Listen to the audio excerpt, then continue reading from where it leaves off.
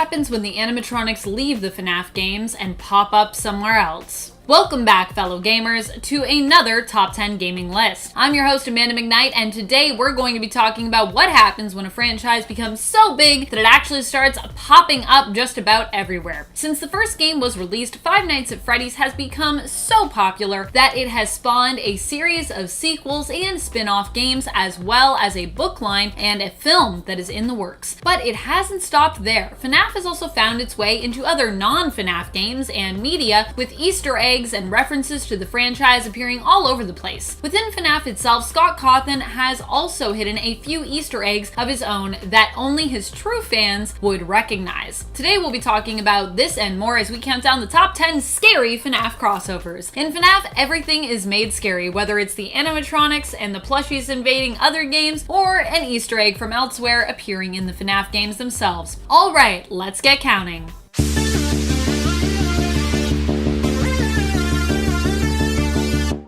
Number 10. FNAF books. FNAF doesn't just have a line of toys, it has a whole series of horror books as well, which dive more into expanding the characters and lore of the games, as well as filling in some of the cracks. Though really quite a few have seemed more about expanding than really helping with unanswered questions thus far. However, Scott himself has said that he plans to double back on some things and fill in some gaps in the lore with these books, which he has helped to write. Each one typically consists of 3 different scary tales, each relating in some way to the world of FNAF. Number 9. Chuck E. Cheese. While the restaurant itself has yet to do a crossover location with FNAF, which, let's be honest, would be pretty cool to visit, they have still made reference to FNAF in their 2018 Halloween special, which you can find here on YouTube actually. In that video, Chuck E. Cheese finds himself tasked with retrieving a pumpkin spice pizza pie recipe from a very old and run-down Chuck E. Cheese location. He arrives at the location only to find that many of the animatronics there are in a state of disrepair, and the location actually hasn't been visited by customers in years, but instead it is watched over by a security guard named Fred, who works there 5 nights a week. 5 nights? Really? The animatronics initially appear pretty hostile, and we find out that Fred monitors the location from his office using 5 security cam feeds. The office also has doors that slide down vertically and can be triggered to be opened or closed with a switch. Number 8. Adventure Coffee. Scott added in an Easter egg that only his truest fans would recognize in the FNAF world. Coffee is a character who originally appeared in Scott's game The Desolate Hope. The character could be unlocked in the FNAF World game when the player completed FNAF World 57 without relying on any cupcake upgrades. Adventure Coffee also briefly appears as an Easter egg in the FNAF VR game Help Wanted. Adventure Coffee is basically a mobile coffee maker with an antenna. It also, however, appears to have some arms and even sort of little light up yellow eyes with eyelashes. All in all, it's pretty cute. Number 7. Scooby-Doo. Spy Cakes showed off a mod for the game Gary's Mod, where they could play through a version of FNAF created in that sandbox game. They ended up playing through the game in Scooby-Doo skins for Fred and Shaggy, but they had some difficulty with their actual Scooby-Doo skin itself, so instead, the player that was going to wear that was actually wearing a shark skin, which they were calling Scooby-Doo in a shark costume. The gameplay shows them exploring a Freddy's location as the Scooby Gang, or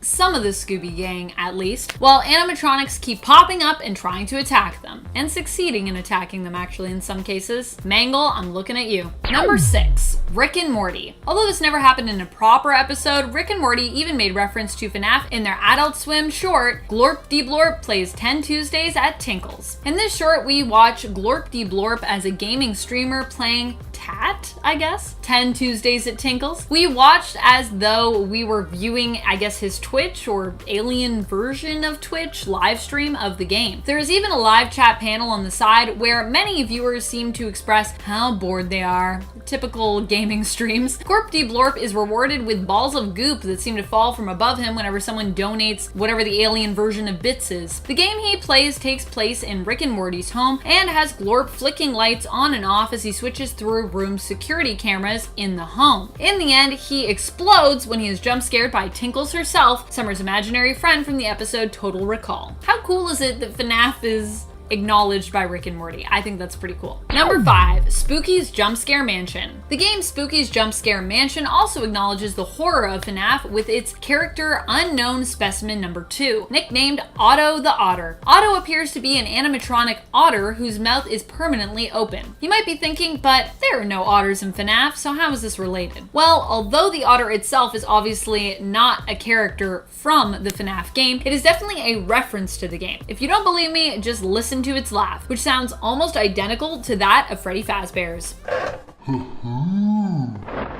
Otto will approach your room quickly when it appears, but once it's in the room with you, it will slow right down, creeping towards you. But it's definitely got some Foxy-like speed when it's not in the room with you. Number 4, Pokemon. This game was dubbed FNAF Go by YouTube team Venturian Tale. It is also from the world of Gary's Mod and is a combination of FNAF meets Pokemon Let's Go. In this mod, you can run around Freddy's Pizza and try to catch any animatronics that you come across in Pokeballs. So if you ever wanted to catch and store your own animatronics, this might be an interesting one for you. Like in Pokemon, you are a trainer and you can throw Pokeballs at animatronics like Freddy and Chica to try and catch them for yourself. The restaurant also has a stage and a back room, but it also seems like this mod only features the restaurant itself, so you can never really leave it, which I guess is fine because, you know, you gotta catch them all. Number 3, Emily is Away. In the indie visual novel game Emily is Away, which allows players to interact and play through an online relationship with their character's high school friend Emily, you are able to rename your own character. Now, if you name them Freddy, you will get a profile picture of Freddy Fazbear, and your friend Emily herself will acknowledge your name and the restaurant chain in chat. A nice nod to FNAF, in my opinion, in a very differently styled game. Emily is Away is a game that gives you a nostalgic trip back to the early 2000s.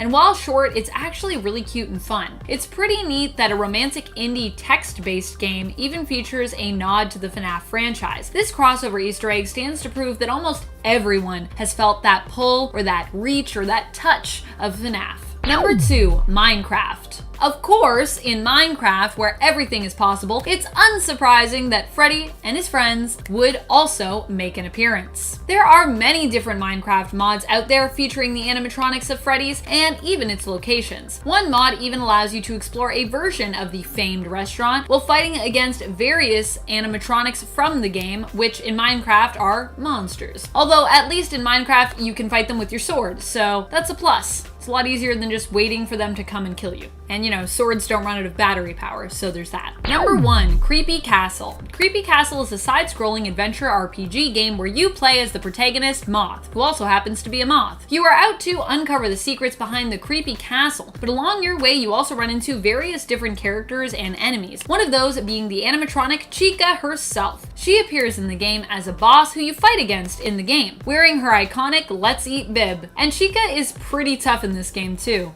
She really is a boss. Thank you so much for watching. Are there any games or shows that you think make specific reference to FNAF and its characters? Do you have any favorite crossovers of your own? And what crossover games would you like to see involving FNAF? How about a Sonic and FNAF game? That would be pretty cool. And have you read the FNAF books? And if so, what were your thoughts? Let us know in the comments below. If you have any friends who are also FNAF fans, why not give this list a share so they can check out some of these crossovers into other games, books, and media. And at 10, Baby's Nightmare Circus. Baby's Nightmare Circus is a FNAF fan game based on Sister Location, with the latest version releasing about 3 years ago by GameJolt user Mixless. The game has over 739,000 views and over 5,000 followers. The game contains a slew of Nightmare versions of the Sister Location animatronics, including but not limited to Nightmare Baby, Nightmare Ballora, Nightmare Ennard, Mr. Afton, Baby Geist, Nightmare Funtime Freddy, Nightmare Funtime Foxy, and the Wizards. A couple of new ones in there as well. Mr. Afton, being the most notable one, is a secret antagonist whose night is unlocked by beating Night 5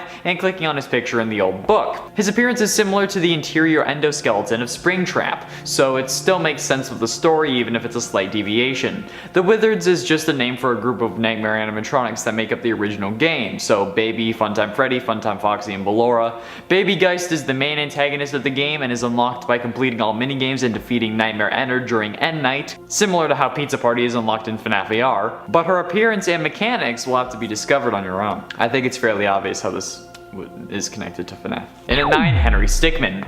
Henry Stickmin seems like the furthest thing from FNAF, right? Well, aside from being an indie game that blew up and got its creator a load of cheddar, since Innersloth then proceeded to make a bank off Among Us and the remastered Henry Stickmin collection, especially from me. However, these two franchises are closer than you think. In fleeing the complex, Freddy Fazbear himself actually makes an appearance in the presumed dead ending. After Henry escapes the alerted guards and hides in a dark building, Freddy appears in the darkness with glowing eyes and mouth, similar to the secret jump scare from FNAF VR's Pizza Party minigame. The game also plays Torador March, Freddy's famous jump scare song from the first game, that would play whenever you ran out of power, while Freddy's eyes and mouth were flashing. Also like this scene. Maybe it's not like FNAF VR. You then get a game over screen talking about how that wasn't scary, and then you get a very quick jump scare just to let Freddy know that you were never safe. Or just so that Freddy lets you know you were never safe. This would have just been an Easter egg until FNAF AR, where we find out that animatronics can just be shipped to your house. So this could just have been one that escaped. So boom! Instant lore connection. And at 8, Spooky's Jump Scare Mansion. In Spooky's Jump Scare Mansion, things start off well. They aren't scary and the game just gives you a cupcake and says boo. But eventually, things get scarier. At one point, there is a room based on the FNAF office, with a chair, table, fan, and a phone. In this same spot, there is a guy's voice that plays from the phone that will say hello in different tones, as well as occasionally warning you not to look directly at the fan, because we know that the fan is the scariest animatronic. The Unknown Specimen 2 from the game is also a reference to FNAF animatronics, due to its alternative name Otto the Otter, and that it has a similar design to the toy animatronics. Boom! Another game added to the FNAF multiverse. And at 7, I Love You to Bits. I Love You to Bits is a mobile point-and-click adventure game where you navigate through various levels. One of these levels is a house. This house is spooky, with very few lights, a creepy tree with no leaves on the outside, and some shadows that will make it look twice. However, if you go up to the attic, you will find a Freddy Fazbear just at the end of a ladder. It's hard to see and will definitely take a little looking, especially if you aren't up there with your candle, but as you can see from this picture, he is there clear as day. It's very clearly Freddy and not anyone else. I don't think he eats you or attacks you in any way, but it's still a nice little Easter egg from a lesser known or not known game. I hadn't heard of this game until I was writing this list, so it's pretty cool to say the least. And at 6, Deltarune. In Deltarune, there is an Icy's Pizza area that acts as this universe's version of Freddy Fazbear's Pizza, or Chuck E. Cheese, with Ice-E's bear-like presence strongly resembling that of Freddy Fazbear. When speaking with Burger Pants, who is a character outside the restaurant, he will straight up name drop Purple Guy when describing the purple dinosaur wearing Icy's mask, saying, "Purple Guy. Man, that guy? You gotta... Actually, does that guy even work here?" Which is kind of ironic that it's a purple dinosaur, since that's also probably a reference to Barney. Isn't there a theory that like Barney eats the souls of kids or something like that? I mean, it would make sense because honestly I'm getting some pretty creepy Barney vibes. Plus it would also explain why my parents didn't let me watch Barney. Yeah, I was legit banned in my house. Halfway through, and at number 5, Pixel Gun 3D. Pixel Gun 3D is another mobile game I didn't know about until this list, but it also has a Five Nights at Freddy's reference hidden in one of the many levels. Actually, I don't think that it's hidden. The levels of Terrifying Resort, Scary Pizzeria, and Area during Wave 5 are full of enemies referencing or directly ripped from the Five Nights series. Most notably, Terrifying Fox, who is just straight up ripped from the game, using an identical texture pretty much, like if Foxy was a Minecraft skin. Terrifying Bunny is also basically a rundown Bonnie, just with like rundown being like a loose term here, he's just missing the left forearm. There is also the Terrifying Duck that's meant to be Chica, and the Terrifying Bear, which honestly resembles Nightmare more than normal Freddy Fazbear. These animatronics also appear in the Scary Pizzeria level, which is just the FNAF 1 location. It literally uses pretty much the same textures on all the floors, tables, party hats, walls. It's actually pretty insane. There's also a Balloon Boy animatronic literally called Balloon Boy, who wears a green shirt and hat and is taller than the Balloon Boy we know and love. And at 4, One Night at Flumpty's. One Night at Flumpty's is one of the series being brought back thanks to the FNAF Fanverse initiative, which basically confirms it, whether it's in its own universe or in the same universe as the main FNAF canon. It could be its own, but considering how a couple of the other games being brought back reference the Fazbear establishment, it's at least confirmed that there will at least be a version of the FNAF we know in the universe that this game takes place in, if it's not the main one. I predicted this a long time ago and I'm pretty damn proud of myself. I forget when I predicted it. It was like the first time we started doing FNAF stuff last year. I think it was in like some theories list or something, or maybe some fan game list, because we talked about joy of creation and stuff. Anyway, the game being brought back by the initiative will be One Night at Flumpty's 3, which is exciting for all the Flumpty fans. The One Night at Flumpty's series was created by Jonochrome on Game Jolt, and the series has had 3 games to this point, including One Night at Flumpty's, One Night at Flumpty's 2, and 1 Week at Flumpty's. One Night at Flumpty's 3 will be the 4th game in the series, which is kinda confusing, but like that's how they're putting it together. I don't know timeline stuff, okay? I'm not doing that. Getting close to the end in number 3, Pop Goes. Pop Goes is another game being backed by the Fazbear Fanverse initiative, and the game being backed, Pop Goes Evergreen, was announced April 1st of 2020 and is a full reboot to the original game. The Pop Goes series has had plenty of games, 4 to be exact. Pop Goes Arcade, Pop Goes Arcade 2016, and Pop Goes Arcade 2. Not to mention several cancelled games, such as Pop Goes Reprinted, Pop Goes Silent Night, Pop Goes Finale, Pop Goes 2, and Pop Goes Encore.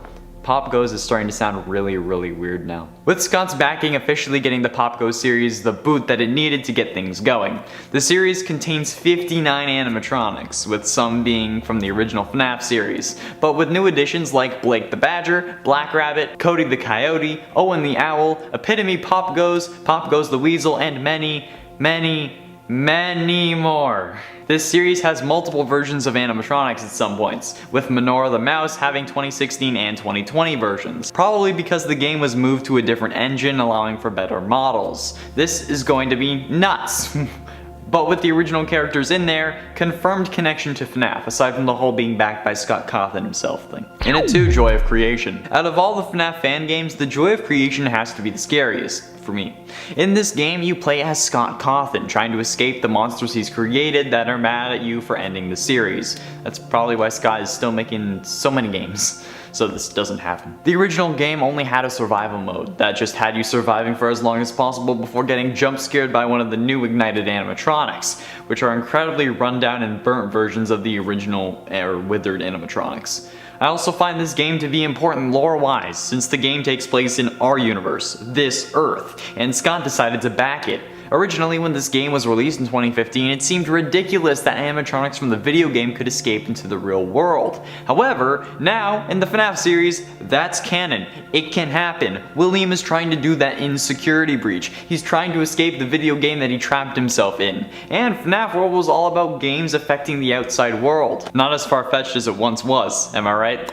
The game getting back to the Joy of Creation Ignited collection, which is a remake and combination of previous Joy of Creation game modes, like the original game, Joy of Creation Reborn, and Story Mode, remade with new assets, new gameplay, new everything. Finally, in at number 1, Five Nights at Candy's. Probably the most popular FNAF fan game, Five Nights at Candy's is also joining the Fazbear Fanverse initiative along with The Last Four Numbers and FNAF Plus, a remake of the first FNAF game, by a fan. Five Nights at Candy's 4 is the official installment of the FNAF series and will be ported to consoles along with the previous games in the series as well, with the possibility of mobile ports also in the future.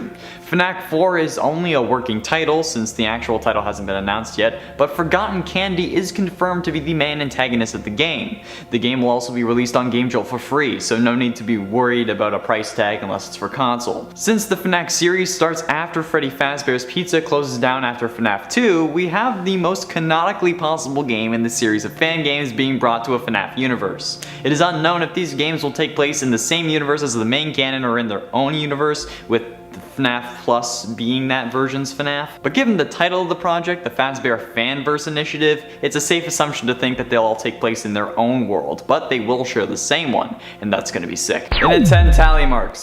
The security logbook has had a load of little things that we don't quite understand, one of which is the various tally marks we can find throughout the book. 5 on page 9, 10 on page 19, 14 on page 31, 5 on page 36, and another 5 on page 100. Nobody has really been able to determine what these are meant to mean. The word search doesn't have 100 spaces, alphanumeric ciphers only yield a group of letters, not a word, and nowhere else in the logbook is there something that relates to them. They're a seemingly totally arbitrary thing that has no impact on the story. But they have to mean something, right? They aren't just there for no reason. There has to be some sort of answer or code. But nobody has been able to find anything concrete yet as far as I could tell. If this isn't the case, please let me know in the comments, because like, I can't find that. No, okay? There is just no explanation. The only thing I can think of is that maybe it represents the amount of victims William took, since they seem to appear with the appearance of a character from a new game. The first 5 are when we're talking about a new animatronic. The next 10 are at the first appearance of Balloon Boy. Others appear around the puppet next. Or maybe they're just the amount of new victims. And at 9, what do you remember? There seems to be something else going on in this book as well. Some people seem to think that there's a spirit possessing it and it's trying to reveal Golden Freddy's name. But it's also talking to us about what we remember. So what could we have forgotten? What is this thing that the book wants us to remember from our past? Well, I think I could have an answer to that in all honesty. Check out the top 10 reasons FNAF Crying Child is Michael Afton for that info. But nevertheless, it's still a confusing line. It asks us multiple more things like was our favorite ride the carousel, and was our favorite toy a purple plastic telephone, but why does it want us to remember these things? What does whatever it is want from us? Is it a spirit, or is it just us hallucinating? In a date Withered Chica. The very last page of the logbook, what would have been page 112, has a faded picture of some form of Withered Chica on it. It seems not as run down, since there is still an arm cage for the upper arm and the left arm still has a forearm, but there is no explanation as to why this is there, and why it's the last thing we see. Aside from coupons and the cover, we only see Chica 7 times in the whole book, whereas someone like Foxy or Freddy we see many more times. So why does this image have to be the capstone of the book? Why is it so important that this is the last thing we see? As per usual with this series, it's unclear. I put the image into Photoshop to see if there was anything I could find that was going to help, like hidden messages, maybe some sort of review like Scott had hidden within other game trailers and stuff. But no, I just got a slightly clearer picture of the Withered Chica. Didn't really help. And it's 7 inconsistencies. This book blew some things we thought we knew up, and confirmed some other things. But what the book is really good at doing is blowing up the things we thought we knew, but then blowing up the things we thought we knew again because of the book. For example, the identity of Michael Afton. Thanks to the book we thought it was the crying child, but then thanks to the book again we thought it was the older brother because he chews a lot of gum. I still think that it's both, therefore it's not an inconsistency to me, but for everyone who doesn't believe me, it's confusing. Plus, there's a matter of changing text. Why are some phrases switched with others for some random reason? Are they hallucinations or is it a spirit? How are we supposed to know? We don't, and that's the issue. And at 6, what are we missing?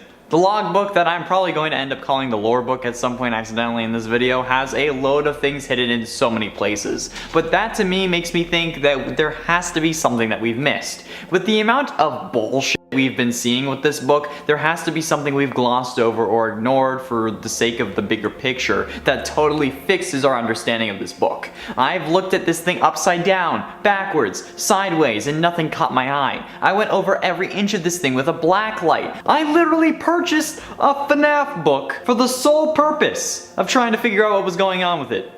And nothing. To be fair, I got it after Cassidy's name had already been revealed, but there is so much here that we just don't know or understand. There has to be something we're missing, there has to be, but we don't know what we don't know. Halfway through number 5, Blood. One of the gimmicks of this book is that it's a survival book. Michael writes in it so we can survive working at Freddy's. However, this thing is covered in blood and everyone just ignores that. Us as the reader / new recipient ignore it. The company ignored it when they gave it to us, putting a simple sticky note on it saying, oh no, someone's already written in this, instead of giving us a fresh one. Like what the hell? It's not our blood, it's not Michael's because he dies in FNAF 6, which also places this book in the timeline somewhere between FNAF 5 and 6, so between Sister Location and Pizzeria Simulator, since he references things like casual bongos and exotic butters, but not Helpy or any newer animatronics. And since this book came out nearly a year after FNAF 6, it's good to know the timing, but that still doesn't explain why the damn book has more blood than Lil Nas X's freaking dope ass shoes. And at 4, Dreams.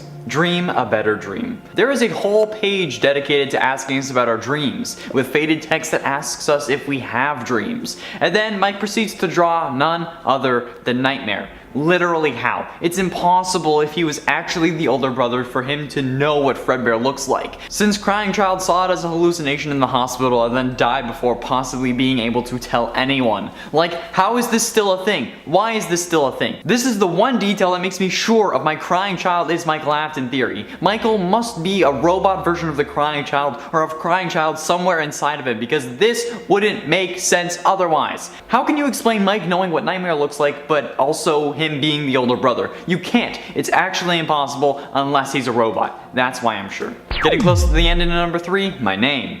The book started as being the reveal for the name of Golden Freddy, Cassidy. Some believe that Cassidy was the one giving us faded text, but if she was possessing Golden Freddy, then how could she possess the book too?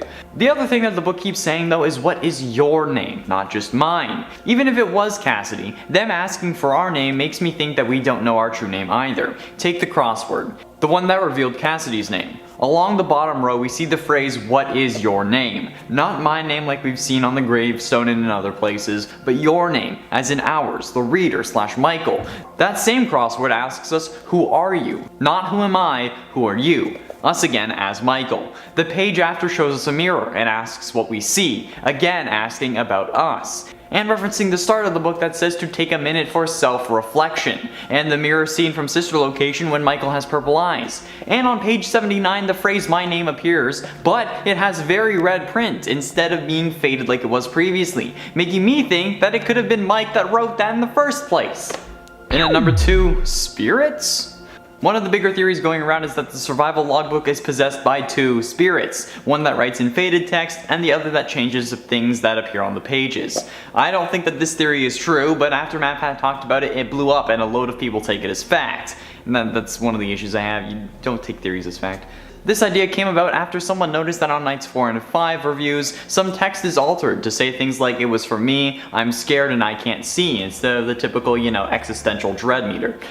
This theory is a good one. It provides answers and it seems to point to Crying Child being the other spirit. And this could explain why the other parts of the book are messed up like the page numbers, but other than that, it wouldn't really make sense, unless this book is literally an allegory for Golden Freddy. Finally, and at number 1, the party was for who? The issue I have with the 2 spirits theory, however, is that even after the Crying Child responds to Cassidy saying the party was for you, by saying the party was for me, Cassidy still says it again. Why would Cassidy say the party was for you after the Crying Child had already acknowledged that it was? It's almost like it wasn't meant for him to see. Coincidence? I think not. That's right, I said it again because I can. The party was for us. We are Michael, Michael is Crying Child, and I don't know why I'm yelling. There we have it, friends, the top 10 FNAF security logbook mysteries. Thank you all so much for watching. If you enjoyed, be sure you hit like and subscribe for daily gaming content, and ring that bell to join the clan and level up. That's right, I'm bringing it back. Thank you all so much for watching. I have been and shall remain Connor Monroe, and I'll see you in another video, bitches.